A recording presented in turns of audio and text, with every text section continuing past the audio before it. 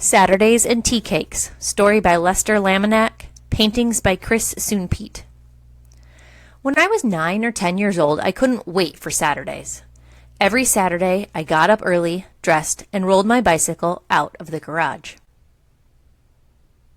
Every Saturday, I coasted down our long, steep drive, slowing only enough to make the turn onto Thompson Street, then left onto Bell's Mill Road. Pedal, pedal, pedal, past Mrs. Cofield's house.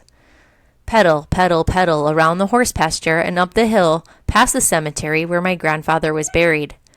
Pedal, pedal, pedal past Mrs. Grace Owen's house and on up to Chandler's, Phillips 66.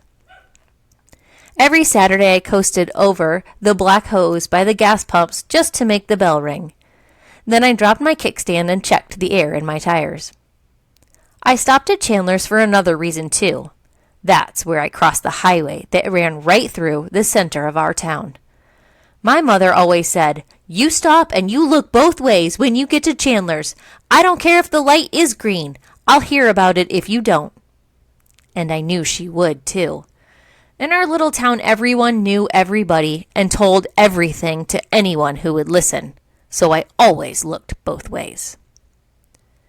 Pedal, pedal, pedal across Ross Street, then left for a slow coast down behind the bank of Heflin, where I turned right onto Bedwell and whoosh, I zoomed downhill as fast as I dared.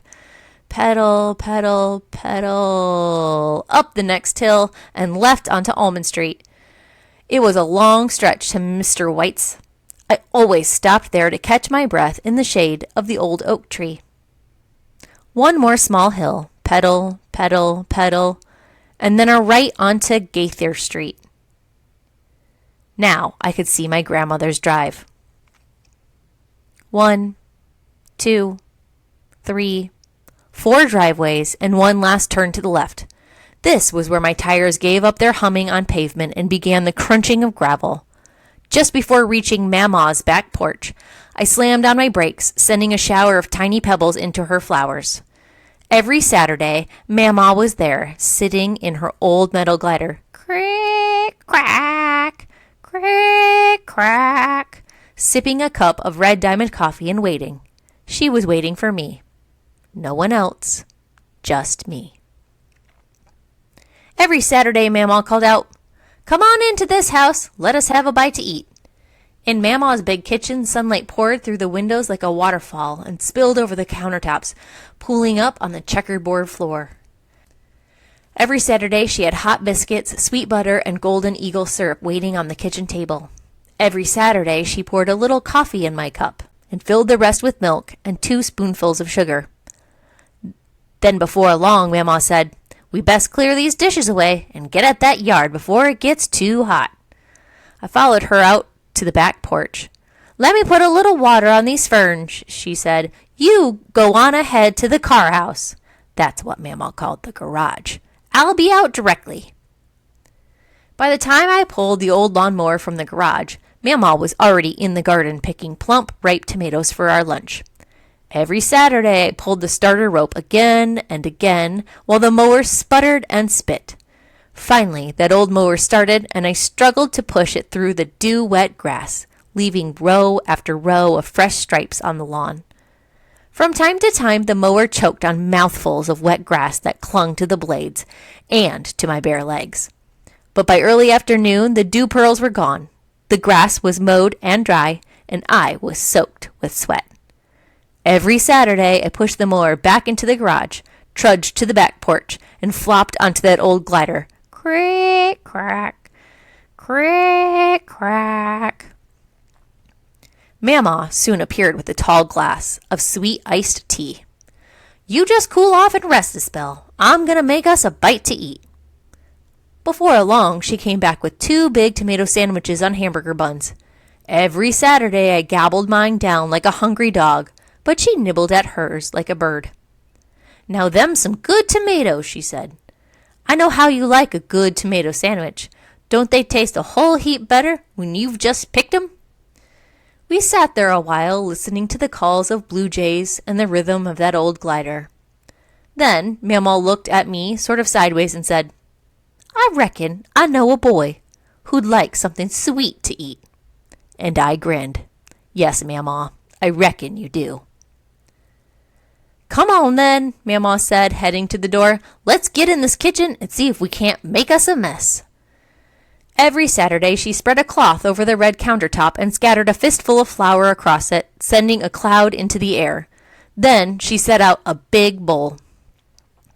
Mamaw dipped a china teacup into the canister of flour, scooped out a cupful, and skimmed over the top with her finger.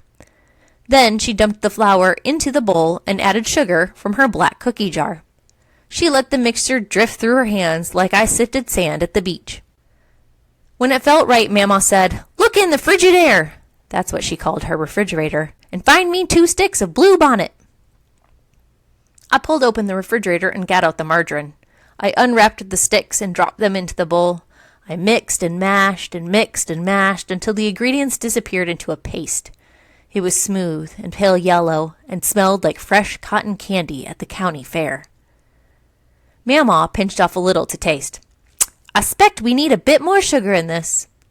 She sprinkled sugar until the dough tasted just the way she thought it ought to. "Now get me 3 eggs," she said. I tapped the first egg too hard, making it splatter onto the counter and down the outside of the bowl. "I reckon we can call that half an egg," Mamaw said. "Here, let me show you how to do it. Just tap 'em easy like and pull the shell apart over the bowl, like this. Now you do the next one." It was hard work blending those eggs into the mix with a long wooden spoon. Mamaw pinched another taste. My goodness, buddy. We didn't put no vanilla in here. Reach up into that cabinet and give me down the bottle of that vanilla flavor. When the dough tasted just right, Mamaw rolled it out onto the flour-dusted cloth. Then I cut out the tea cakes with the rim of an old tin can. We carefully lifted the circles onto a cookie sheet and put them in the oven to bake. 375 degrees for 15 minutes. Those 15 minutes seemed to last forever. "Are they ready, Mamaw?" "Not yet, buddy." "Are they ready now, Mamaw?" "Not yet, buddy. Give 'em a little bit longer." "Are they ready yet, Mamaw?" "I reckon they might be." She opened the oven door, and the kitchen filled with a smell sweeter than summer gardenias, the smell of tea cakes. Every Saturday, I reached for one still steaming on the baking sheet. "You better wait, buddy. They're gonna be mighty hot just yet." We waited until the tea cakes were cool enough to lift from the baking sheet. Then we set them off on a plate. Every Saturday I ate one, and then another. And I looked at Mamaw. "Is that all you want, buddy? You be sure to eat all you want. We made them tea cakes just for you." When I had eaten all I could, she set a few off on a saucer for herself and put the rest on a big sheet of aluminum foil. She folded the edges into a little handle at the top. "Now you put these out there in your bicycle basket so you won't forget 'em." Every Saturday, as I pedaled over the gravel again and out Mamaw's drive, I glanced back over my shoulder. Every Saturday, Mamaw was there, sitting on her old metal glider and waving. She was waving to me. No one else. Just me. Don't worry, Mamaw. I won't ever forget.